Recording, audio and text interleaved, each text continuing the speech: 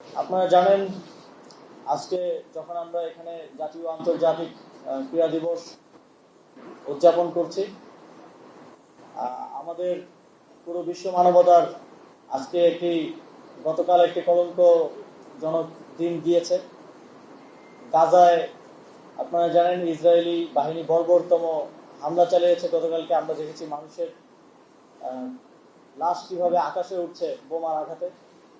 আমরা গাজার সেই মজলুম জনগণের প্রতি আমাদের সহমর্মিতা এবং সমর্থন জানাতে চাই আজকের এই দিনে, এবং পুরো পৃথিবী থেকে এরকম যত মানবতা বিরোধী কার্যক্রম আছে বাংলাদেশেও সাম্প্রতিক সময়ে আমরা দেখেছি, সেগুলো চিরতরে বন্ধ হোক এই প্রত্যাশা জানাতে চাই।